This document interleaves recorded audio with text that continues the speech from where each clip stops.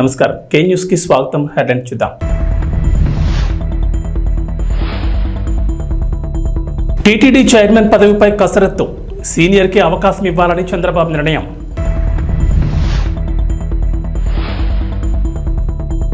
Telangana Congress senior నేత ధర్మపురి శ్రీనివాస్ కన్నుమూత, పలువురి సంతాపం.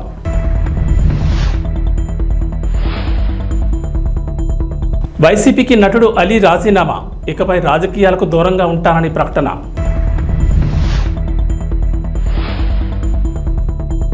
బంగాళాఖాతంలో అల్పపీడనం, ఏపీ తెలంగాణలో పలు జిల్లాలకు ఎల్లో అలర్ట్. ఆంధ్రప్రదేశ్లో కూటమి ప్రభుత్వం అధికారంలోకి వచ్చింది. ముఖ్యమంత్రి నారా చంద్రబాబు నాయుడు మంత్రులు పాలనలో బిజీ అయ్యారు. శాఖల వారీగా సమీక్షలు చేసుకుంటూ అవసరమైన మార్పులు చేస్తున్నారు.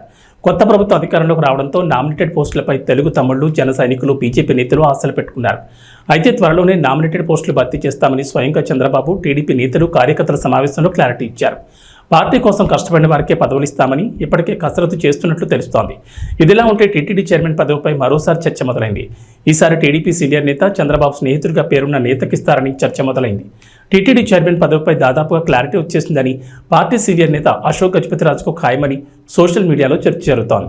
అయితే ఆ పదవికి హుందాతనం పెరుగుతుందని, అలాగే ఆయనకు పలు ఆలయాలకు ధర్మకర్తగా కూడా ఉన్నారు. ఆ అనుభవం కూడా కలిసి వస్తుందని భావిస్తున్నారట. అందుకే ఆయన వైపు మొగ్గు చూపారని చెప్తున్నారు. ఆయన పేరు దాదాపుగా ఖరారైందని సోషల్ మీడియాలో టాక్ నడుస్తోంది. అంతేకాదు, అశోక్ గజపతిరాజు పేరు తెరపైకి రాగానే తెలుగు తమ్ముడు కూడా ఆయనైతేనే బాగుంటుందని అభిప్రాయాలను వ్యక్తం చేస్తున్నారు. మాజీ మంత్రి, సీనియర్ రాజకీయ నేత ధర్మపురి శ్రీనివాస్ కన్నుమూశారు. కొంతకాలంగా అనారోగ్య సమస్యలతో బాధపడుతున్న ఆయన హైదరాబాద్లోని తన నివాసంలో తెల్లవారుజామున 3 గంటల సమయంలో గుండెపోటుతో తుది శ్వాస విడిచారు. డి శ్రీనివాస్ ఉమ్మడి ఆంధ్రప్రదేశ్లో మంత్రిగా, ఎంపీగా, పీసీసీ చీఫ్గా పనిచేశారు. డి శ్రీనివాస్ మరణంపై తెలంగాణ ముఖ్యమంత్రి రేవంత్ రెడ్డి, కాంగ్రెస్ నేతలు సంతాపం తెలిపారు. డిఎస్ 1948 సెప్టెంబర్ 27 జన్మించారు. ఆయన నిజాం కాలేజీలో డిగ్రీ పూర్తి చేశారు. విద్యార్థి సంఘం నాయకుడిగా రాజకీయాల్లోకి వచ్చారు. ఎస్ఎస్యుఐ యువజన కాంగ్రెస్లో పనిచేశారు. 1989లో కాంగ్రెస్ పార్టీ నుంచి నిజామాబాద్ అర్బన్ నియోజకవర్గం నుంచి తొలిసారి అసెంబ్లీకి ఎన్నికయ్యారు. ఆ తర్వాత 1999, 2004లో ఎమ్మెల్యేగా గెలిచారు. 1998లో ఉమ్మడి ఏపీ పీసీసీ అధ్యక్షుడిగా సేవలు అందించారు. సోనియా గాంధీకి విధేయునిగా గుర్తింపు తెచ్చుకున్నారు. ప్రణబ్ ముఖర్జీ తదితర సీనియర్ నేతలతో సన్నిహిత సంబంధాలున్నాయి. జైపాల్ రెడ్డి, కాసు బ్రహ్మానందరెడ్డి, కోట్ల విజయభాస్కర్ రెడ్డి, మర్రి చెన్నారెడ్డి, నేదురుమల్లి జనార్దన్ రెడ్డితో మంచి సంబంధాలు కొనసాగించారు. ఉమ్మడి ఆంధ్రప్రదేశ్లో 2004, 2009లో పార్టీ అధికారంలో ఉన్నప్పుడు డిఎస్ మంత్రిగా పనిచేశారు. అలాగే పీసీసీ అధ్యక్షుడిగా అవకాశం దక్కింది. 2013 నుంచి 2015 శాసనమండలి సభ్యునిగా కొనసాగారు. తెలంగాణ రాష్ట్ర ఆవిర్భావం అనంతరం శాసనమండలి విపక్ష నేతగా ఉన్నారు. అయితే రెండోసారి ఎమ్మెల్సీగా అవకాశం రాకపోవడంతో కాంగ్రెస్ పార్టీ అధిష్టానంపై ఆయన అసంతృప్తిని వ్యక్తం చేశారు. సినీ నటుడు అలీ వైసీపీకి గుడ్ బై చెప్పారు. తన రాజీనామా లెక్కను పార్టీ అధ్యక్షుడు జగన్ పంపించారు అలీ. 2019 ఎన్నికలకు ముందు వైసీపీలో చేరారు అలీ. ఆ పార్టీ తరఫున రాష్ట్ర వ్యాప్తంగా ప్రచారం చేశారు. ఆ ఎన్నికల్లో వైసీపీ అధికారంలోకి వచ్చింది. దీంతో అలీకి రాజ్యసభ పోస్టు ఇస్తున్నారని, ఎమ్మెల్సీ పదవి ఇస్తున్నారని వార్తలు తెగ వైరల్ అయ్యాయి. వక్ఫ్ బోర్డు చైర్మన్ పదవిపై కూడా ప్రచారం జరిగింది. అయితే ఆయనకు ఈ పదవులు ఏవి దక్కలేదు. 2022లో అలీని ఏపీ ప్రభుత్వ ఎలక్ట్రానిక్ మీడియా సలహాదారుడిగా ప్రభుత్వం నియమించింది. ఆ పదవిలో ఆయన 2 ఏళ్లు కొనసాగారు. 2024 ఎన్నికల్లో అయినా తనకు ఎమ్మెల్యే అభ్యర్థిగా సీటు వస్తుందని భావించారు అలీ. కానీ ఆ ఆశ నెరవేరలేదు. టికెట్ దక్కకపోవడంతో ఎన్నికల సమయంలో అలీ ఎక్కడా కూడా కనిపించలేదు. తాజాగా ఏపీ కూటమి ప్రభుత్వం పగ్గాలు చేపట్టిన నేపథ్యంలో అలీ వైసీపీని వీడడం చర్చనీయాంశమైంది. బాలనటుడిగా రాణించాక సినిమాలో తన సెకండ్ ఇన్నింగ్స్కి అవకాశం ఇచ్చిన రామానాయుడు కోసమే తాను 1999లో రాజకీయాల్లో అడుగుపెట్టానని అలీ తాజాగా విడుదల చేసిన వీడియో సందేశంలో తెలిపారు. రామానాయుడు బాపట్లలో ఎంపీగా నిలబడినప్పుడు వచ్చి ప్రచారం చేయాలని కోరడంతోనే టీడీపీలో చేరినట్లు స్పష్టం చేశారు. 20 ఏళ్లు టీడీపీలో కొనసాగి తర్వాత వైసీపీలో చేరినట్లు తెలిపారు. ఇక తనకు అన్నం పెట్టింది తెలుగు పరిశ్రమని అలీ చెప్పుకొచ్చారు. 45 ఏళ్లుగా 6 భాషల్లో 1200 పైచిలుకు సినిమాల్లో నటించినట్లు తెలిపారు. తనకు సాయం చేసే గుణం ఉందని, దానికి రాజకీయ బలం తోడైతే మరింత సేవ చేయొచ్చనే ఉద్దేశంతోనే పాలిటిక్స్లోకి వచ్చినట్లు అలీ వెల్లడించారు. తానున్న పార్టీలో ఉన్న నాయకులను పొగడం తప్పితే ప్రతిపక్ష పార్టీలో నాయకులను ఎప్పుడూ తిట్టలేదని క్లారిటీ ఇచ్చారు. ఇకపై రాజకీయాలకే దూరంగా ఉంటానని ఆయన ప్రకటించారు. అందరికీ నమస్కారం. అస్సలాము అలైకుం రహమతుల్లాహి బర్కాతు. మిత్రులారా, 1999లో నేను రాజకీయాల్లో అడుగుపెట్టాను. మా పెద్దాయన డాక్టర్ డి రామానాయుడు గారి కోసం. ఎందుకంటే నేను చైల్డ్ ఆర్టిస్ట్ తర్వాత, నేను మళ్ళీ ఒక వయసు వచ్చిన తర్వాత నాకు అద్భుతమైన అవకాశం ఇచ్చి ప్రేమ ఖైదీ అనే సినిమాతోటి మళ్ళీ నా కెరీర్ స్టార్ట్ అయింది చైల్డ్ ఆర్టిస్ట్ తర్వాత. అలాగే వారు బాపట్ల నుంచి ఇలాగ నేను ఎంపీగా నుంచుంటున్నాను రా, నువ్వు రావాలి, నా క్యాన్వాస్ చేయాలి అనగానే తప్పకుండా గురుగారు, ఎందుకంటే మీ సినిమా తర్వాత నేను మళ్ళీ ఒక ఆర్టిస్ట్గా నేను ఎదిగాను. సో డెఫినెట్గా నేను వస్తాను అని చెప్పి వెళ్ళటం జరిగింది. అప్పుడు టీడీపీ హయాంలో దాదాపు ఒకే పార్టీలో 20 సంవత్సరాలు నేను ఉన్నాను. తర్వాత మళ్ళీ ఇటు రావడం జరిగింది. నాకు అన్నం పెట్టింది ఫస్ట్ నా తెలుగు ఇండస్ట్రీ, నా తెలుగు ప్రజలు, ప్రేక్షక దేవుళ్ళు, నా నిర్మాతలు, నా డైరెక్టర్సు, నా హీరోలు. ఈ రోజున ఈ రేంజ్లో నేను ఎదిగాను. 45 సంవత్సరాలు ఇండస్ట్రీలో ఉన్నాను. దాదాపు 1200 సినిమాలు పైచిలుకు యాక్ట్ చేయడం జరిగింది. 6 భాషల్లో యాక్ట్ చేయడం జరిగింది. ఓకే, నేను దయాగుణం ఉంది, భగవంతుడు ఇచ్చాడు కాబట్టి నాకు రాజకీయం తోడైతే కొద్దిగా 10 మందికి నేను సహాయపడగలను అనే ఉద్దేశంతో రాజకీయాల్లోకి వచ్చాను తప్ప రాజకీయాలు చేయాలని రాజకీయాల్లోకి రాలేదు. ఇండస్ట్రీ నాకు ఇంత మంచి లైఫ్ ఇచ్చింది, నేనేం చేస్తే బాగుంటుంది అని నలుగురిని చూసి నేను ఒక ట్రస్ట్ పెట్టుకున్నాను మా నాన్నగారి పేరున. దాదాపు 16 సంవత్సరాలు అవుతుంది నేను ట్రస్ట్ పెట్టుకొని. ఏ రోజు కూడా ఈవెన్ దో కోవిడ్లో కూడా ప్రతి నెల వాళ్ళకి 1000 రూపాయలు నేను సాయం చేసేవాడిని. కోవిడ్లో కూడా ఆపకుండా అలా కంటిన్యూగా సాయం చేస్తూనే ఉన్నాను. చాలామందిని నా కుటుంబంలో అవ్వచ్చు, బయట వాళ్ళు అవ్వచ్చు, చుట్టాల్లో అవ్వచ్చు, చాలామందికి చదివించాను నేను.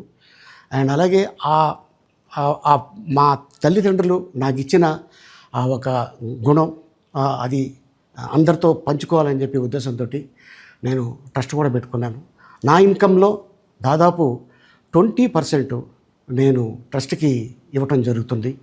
గతంలో కూడా చెప్పా, ఫారిన్ కంట్రీస్లో ఏదైనా ఈవెంట్స్ చేస్తే దాంట్లో నుంచి 60% ట్రస్ట్కి వెళ్ళి 40% నేను తీసుకునేవాడిని. సో ఇట్లాగా చాలా సేవలు చేసి ఉన్నాను కాబట్టి ఈ మాట కూడా నేను మీకు చెప్పుకుంటున్నాను. అండ్ అలాగే నేను వ్యక్తిగతంగా ఎవరి మీద ఏ పార్టీలో ఉన్నా కూడా నేను నా పార్టీ గురించి నేను పొగుడుతాను, అక్కడ ఉన్న వ్యక్తి ఎమ్మెల్యే క్యాండిడేట్ గురించి నేను పొగుడుతాను, నా నాయకుడిని నేను పొగుడుతాను తప్ప ఎప్పుడు ఎవరిని కూడా ఒక మాట అంటాం కానీ వాళ్ళ లైఫ్ గురించి కానీ వాళ్ళ పర్సనల్ లైఫ్ గురించి కానీ ఎప్పుడు కూడా ఏ వేదిక మీద కూడా మీరు వెతికినా కూడా దొరకదు. అండ్ అలాగే సో నేను ఈ రోజున మీ ముందుకి రావడానికి కారణం ఏంటంటే నేను ఏ పార్టీ మనిషిని కాదు, ఏ పార్టీ సపోర్టర్ని కాదు.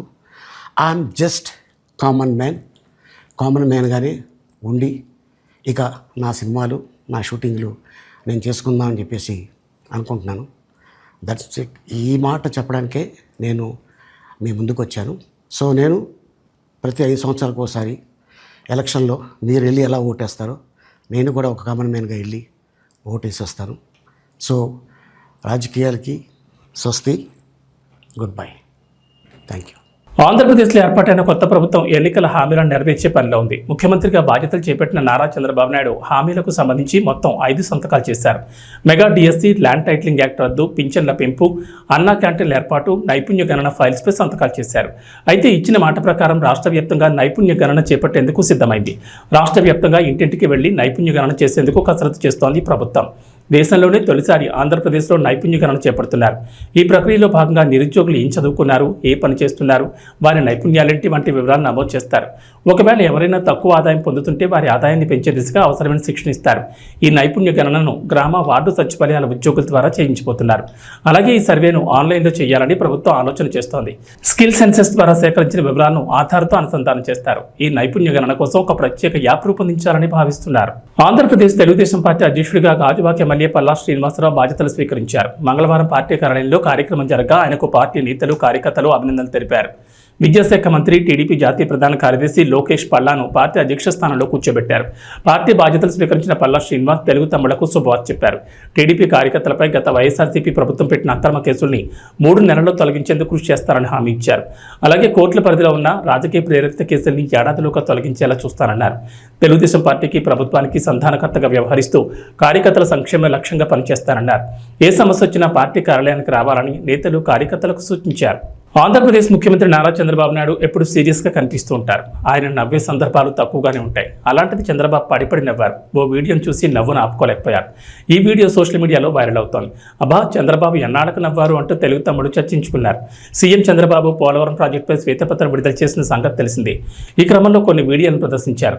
శ్వేతపత్రం విడుదల చేసిన తర్వాత గత ప్రభుత్వంలో నీటిపారుదల శాఖ మంత్రి అంబటి రాంబాబు వీడియోను ప్లే చేశారు.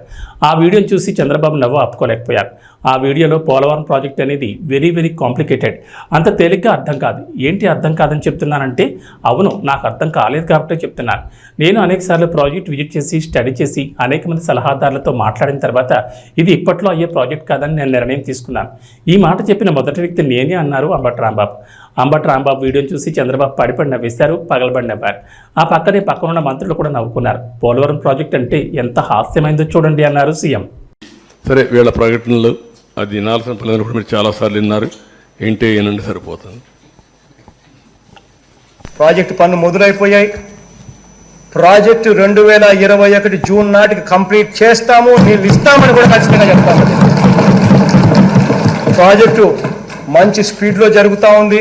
ప్రాజెక్టు బాగా కూడా పనిచేస్తూ ఉంది. బాగా కూడా వర్కులు కూడా జరుగుతూ ఉన్నాయి. అధ్యక్ష, ఈ ప్రాజెక్టు 1 మినిట్ మీరు అక్కడ మాట్లాడినప్పుడు చూశారు.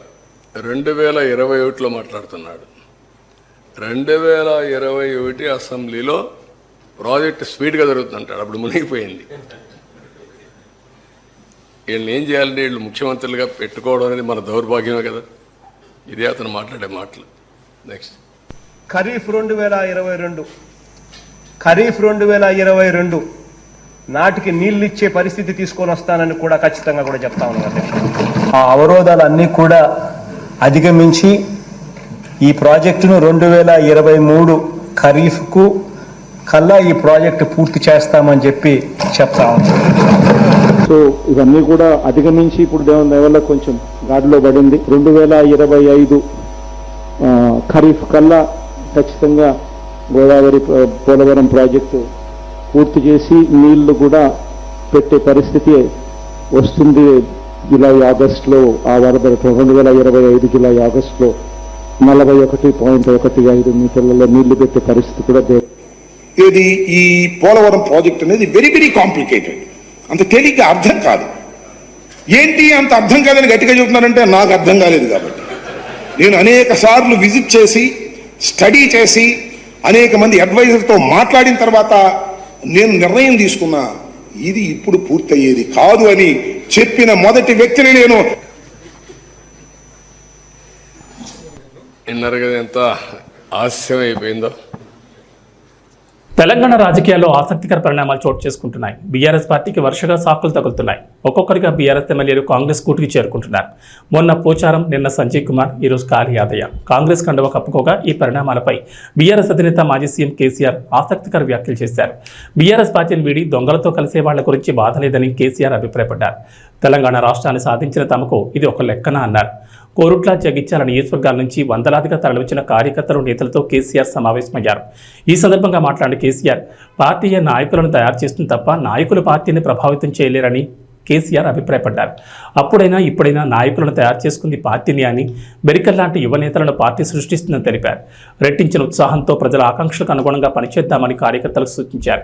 బీఆర్ఎస్ శ్రేణులకు ప్రస్తుత పరిస్థితులు ఒక లెక్క కాదని, ఒకరు పోతే 10 మంది నాయకులను పార్టీ తీర్చిదిద్దుతుందని కేసీఆర్ చెప్పుకొచ్చారు. బీఆర్ఎస్ పార్టీలో వరుస షాకులు తగ్గుతున్నాయి. ఒకరి తర్వాత ఒకరిగా గులాబీ పార్టీ ఎమ్మెల్యేలు కారు దిగి కాంగ్రెస్ కండువ కప్పుకున్నారు. ఇటీవలే మాజీ స్పీకర్, బాన్స్వాడ ఎమ్మెల్యే పోచారం శ్రీనివాస్ రెడ్డితో పాటు జగిత్యాల ఎమ్మెల్యే డాక్టర్ సంజయ్ కుమార్ హస్తంగుట్టుకు చేరుకోగా ఇప్పుడు మరో ఎమ్మెల్యే కూడా కాంగ్రెస్ తీర్థం పుచ్చుకున్నారు. చేవెళ్ల ఎమ్మెల్యే కాళీ యాదయ్య కాంగ్రెస్లో చేరిపోయారు. ఢిల్లీలో సీఎం రేవంత్ రెడ్డి కాళీ యాదయ్యకు కండువా కప్పి పార్టీలోకి ఆహ్వానించారు. దీంతో బీఆర్ఎస్ నుంచి కాంగ్రెస్ పార్టీలో చేరిన ఎమ్మెల్యేల సంఖ్య 6కు చేరింది. అయితే మొన్ననే వికారాబాద్ జిల్లాలో ఎమ్మెల్యే కాళీ యాదయ్యకు ఎమ్మెల్సీ పట్నం మహేందర్ రెడ్డికి మధ్య గొడవ జరిగిన విషయం తెలిసిందే. వికారాబాద్ జడ్పీ కార్యాలయం ప్రారంభ కార్యక్రమంలో ఇద్దరి మధ్య వాగ్వాదం జరిగింది. అసంపూర్తిగా ఉన్న భవనాన్ని ప్రారంభించడం ఏంటని పట్నం మహేందర్ రెడ్డిని చేవెళ్ల ఎమ్మెల్యే యాదయ్య నిలదీశారు. దీంతో ఇద్దరు నేతల మధ్య మాటల యుద్ధం నడిచింది. మధ్యలో కలగ చేసుకున్న అసెంబ్లీ స్పీకర్ గడ్డం ప్రసాద్ కుమార్ ఇద్దరిని సముదాయించారు. దీంతో గొడవ అక్కడితో సద్దుమణిగింది. భద్రాద్రి కొత్తగూడెం జిల్లా ఇల్లందుపాడు ప్రాథమిక పాఠశాలలో విధులు నిర్వహిస్తున్న ఉపాధ్యాయుడు కాల్వ సుధాకర్ ప్రతిరోజు మద్యం తాగి వచ్చి విద్యార్థులను బూతులు తిట్టేవాడు. సుధాకర్ వేధింపులు భరించలేక ఆయనను క్లాస్ రూమ్ లో బంధించి తాళం వేశారు. సార్ మేము ఈ స్కూల్ ఉన్నప్పటి నుంచి ఒకటే తాగుతాండు, రోజు తాగుతాండు. బండి అక్కడ నుంచి ఇక్కడ ఊగుతా ఉంటది. ఎప్పుడు చూసినా తిరుగుతా ఉంటాడు, కూకి బూదమాట తిరుగుతా ఉంటాడు, ఏ పడితే నోటికి వచ్చినట్టు వాగుతా ఉంటాడు సార్. కల్కి 2898 ఏడీ సినిమా బాక్స్ ఆఫీస్ దగ్గర కలెక్షన్ల వర్షం కురిపిస్తోంది. బాహుబలి 2 తర్వాత ప్రభాస్ సినిమాకి మళ్ళీ ఆ రేంజ్ బ్లాక్ బస్టర్ టాక్ రావడంతో థియేటర్లో కళకళలాడిపోతున్నాయి. సినిమా చూసిన ప్రతి ఒక్కరూ హాలీవుడ్ రేంజ్లో ఉందంటూ ప్రశంసిస్తున్నారు. సౌత్లోనే కాకుండా నార్త్లో కూడా కల్కి హవా మామూలుగా లేదు. ఇప్పటికే బాక్సాఫీస్ దగ్గర ఈ చిత్రం భారీ ఓపెనింగ్ సాధించింది. ఇక ఇదే ఊపులో ప్రభాస్ తాను తర్వాత చేయబోయే చిత్రం స్పిరిట్ పనులు కూడా మొదలు పెట్టబోతున్నారు. ఈ సినిమాను సందీప్ రెడ్డి వంగ తెరకెక్కించబోతున్నారు. సందీప్ రెడ్డి ఇటీవల ముంబైలో ప్రభాస్ను కలిసి ఈ చిత్రానికి సంబంధించిన లుక్ గురించి చర్చించారట. ఈ సినిమాలో ప్రభాస్ పోలీస్గా కనిపించబోతున్నట్లు ఇప్పటికే సందీప్ రెడ్డి ప్రకటించారు. ఈ క్యారెక్టర్ కోసం కాస్త లీన్ లుక్ మెయింటైన్ చేయాలని ప్రభాస్కి సందీప్ చెప్పారట. ఈ చిత్రంలో ప్రభాస్ 30 ఏళ్ల వయసులో ఉన్న పోలీస్ ఆఫీసర్గా కనిపించబోతున్నారని టాక్. అందుకే ఇప్పుడున్న దానికంటే కాస్త ఫిట్గా ఉండాలని సందీప్ కోరారట. దీన్ని బట్టి ప్రభాస్ రెబల్, మిర్చి టైంలో కనిపించిన లుక్లో మళ్లీ మారే అవకాశం ఉంది. ఇక ఈ చిత్రం 300 కోట్ల బడ్జెట్తో తెరకెక్కబోతోంది. సినిమా రిలీజ్ అయిన తొలి రోజే ఈ బడ్జెట్లో సగం రికవరీ చేస్తామని డైరెక్టర్ సందీప్ రెడ్డి ఇటీవల ఇచ్చిన ఓ ఇంటర్వ్యూలో చాలా ధీమాగా చెప్పారు. 300 కోట్లతో ఈ సినిమా రూపొందిస్తాం. శాటిలైట్, డిజిటల్ రైట్స్ నుంచి ఆ బడ్జెట్ను రికవరీ చేసేస్తాం. అంతేకాకుండా ఈ చిత్రం తొలి రోజే 150 కోట్ల వసూళ్లు సాధిస్తున్నట్టు సందీప్ చెప్పారు. అలానే సినిమా స్క్రిప్ట్ వర్క్ 60% పూర్తయిందని, ఈ ఏడాది డిసెంబర్లో షూటింగ్ స్టార్ట్ అయ్యే అవకాశం ఉందని సందీప్ అన్నారు. ప్రభాస్ని ఇప్పటివరకు ఎవరూ చూపించిన విధంగా స్పిరిట్లో చూపిస్తానంటూ సినిమాపై అంచనాలు భారీగా పెంచేశారు సందీప్. ప్రభాస్ వెనక్కి తిరిగి చూసే స్టైల్ చాలా యూనిక్గా ఉంటుందని, అలాంటివి చిత్రంలో చాలా ఉంటాయంటూ సందీప్ అన్నారు. మరోవైపు ప్రభాస్ విషయానికి వస్తే కల్కి సక్సెస్ తర్వాత డార్లింగ్ యూరోప్ వెళ్లారు. కొన్ని వారాల పాటు అక్కడ హాలిడే ఎంజాయ్ చేసి తిరిగి హైదరాబాద్ రానున్నారు. వచ్చిన తర్వాత స్పిరిట్ సినిమా లుక్లోకి మారాల్సి ఉంటుంది. మరికొన్ని గంటల్లో T20 ప్రపంచ కప్ 2024 ఫైనల్ మ్యాచ్ జరగనుంది. బార్బడోస్లోని కెన్సింగ్టన్ ఓవల్ వేదికగా రాత్రి 8 గంటలకు భారత్, దక్షిణాఫ్రికా ఈ మ్యాచ్లు తలపడనున్నాయి. ఈ ఫైనల్ మ్యాచ్పై ఇంగ్లాండ్ మాజీ క్రికెటర్ మాంటీ పనేసర్ ఏఎన్ఐ ఇంటర్వ్యూలో మాట్లాడుతూ చెప్పిన జోస్యం ఇప్పుడు నెట్టింట వైరల్ అవుతోంది. ఈ పోరులో ఖచ్చితంగా టీమిండియా గెలుస్తుందని పనేసర్ అంచనా వేశాడు. అలాగే ఈ టోర్నీలో ఫామ్లో లేని విరాట్ కోహ్లీ సెంచరీ చేస్తాడని ఇంగ్లాండ్ మాజీ ఆటగాడు జోస్యం చెప్పాడు. కాగా IPL 2024లో అద్భుత ప్రదర్శనతో విరాట్ కోహ్లీ ఆకట్టుకున్న విషయం తెలిసిందే. 61.75 సగటు, 154.69 స్ట్రైక్ రేటుతో 741 పరుగులు చేసి ఆరెంజ్ క్యాప్ గెలుచుకున్నాడు. కానీ ఆ తర్వాత రోజుల వ్యవధిలోనే జరిగిన T20 వరల్డ్ కప్లో ఫామ్ కోల్పోవడం అభిమానులను కలవరపరుస్తోంది. ఈ మెగా టోర్నీలో కెప్టెన్ రోహిత్ శర్మతో కలిసి ఓపెనింగ్ చేసిన విరాట్ 7 మ్యాచ్ల్లో 10.71 సగటుతో కేవలం 75 పరుగులు మాత్రమే చేశాడు. ఇక పనేసర్తో పాటు రోహిత్ శర్మ కూడా ఫైనల్లో కోహ్లీ రాణిస్తాడని విశ్వాసాన్ని వ్యక్తం చేసిన విషయం తెలిసిందే. సెమీఫైనల్లో ఇంగ్లాండ్పై భారత్ 68 పరుగుల తేడాతో విజయం సాధించిన తర్వాత రోహిత్ శర్మ మాట్లాడుతూ నాకౌట్ మ్యాచ్ల్లో కోహ్లీ ఎంతో సమర్థవంతమైన ఆటగాడని తెలిపాడు. ఇక వాతావరణ విషయానికి వస్తే బంగాళాఖాతంలోని ఉత్తర ఒడిశా తీరం సమీపంలో అల్పపీడనం ఏర్పడినట్లు భారత వాతావరణ విభాగం వెల్లడించింది. అయితే తెలంగాణపై దీని ప్రభావం పెద్దగా ఉండకపోయినా ఓ మోస్తరు వర్షాలకు అవకాశం ఉందని తెలిపింది. 2 రోజుల పాటు 15 జిల్లాల్లో ఈదురుగాలులతో కూడిన ఓ మోస్తరు వర్షాలు కురుస్తాయని అంచనా వేసింది. కరీంనగర్, పెద్దపల్లి, జయశంకర్ భూపాలపల్లి, ములుగు, భద్రాద్రి కొత్తగూడెం, ఖమ్మం, వికారాబాద్, సంగారెడ్డి, మెదక్, కామారెడ్డి, మహబూబ్ నగర్, నాగర్ కర్నూలు, వనపర్తి, నారాయణపేట, జోగులాంబ గద్వాల జిల్లాలకు ఎల్లో అలర్ట్ జారీ చేసింది. హైదరాబాద్ నగరంలోనూ తేలికపాటి వర్షాలకు అవకాశం ఉన్నట్లు పేర్కొంది. మరోవైపు శుక్రవారం రాష్ట్రంలోని పలు జిల్లాల్లో భారీ వర్షాలు కురిశాయి. అత్యధికంగా జగిత్యాల జిల్లా బీర్పూర్ మండలం కొల్లాయిలో 6 సెంటీమీటర్ల వర్షపాతం నమోదైంది. ఏపీలో కూడా వర్షాలు కురుస్తాయంటోంది వాతావరణ శాఖ. ఉత్తర ఒడిశా తీరం సమీపంలో బంగాళాఖాతంలో అల్పపీడనం ఏర్పడింది. అలాగే రుతుపవనాల ప్రభావంతో వర్షాలు పడుతున్నాయి. ఇవాళ అల్లూరు సీతారామరాజు, పార్వతీపురం మన్యం, తూర్పుగోదావరి, కాకినాడ, కోనసీమ, పశ్చిమ గోదావరి, ఏలూరు జిల్లాలో అక్కడక్కడ పిడుగులతో కూడిన తేలికపాటి నుంచి మోస్తరు వర్షాలు కురిసే అవకాశం ఉందని విపత్తుల నిర్వహణ సంస్థ MD రోణంకి కోర్మానా తెలిపారు. అలాగే శ్రీకాకుళం, విజయనగరం, విశాఖపట్నం, అనకాపల్లి, కృష్ణా, NTR, పల్నాడు, ప్రకాశం, నెల్లూరు, చిత్తూరు, తిరుపతి, నంద్యాల, కడప, అన్నమయ్య జిల్లాలో అక్కడక్కడ పిడుగులతో కూడిన తేలికపాటి వర్షాలు కురిసే అవకాశం ఉందంటున్నారు. ఇవి బులెటిన్ విశేషాలు. నమస్కారం.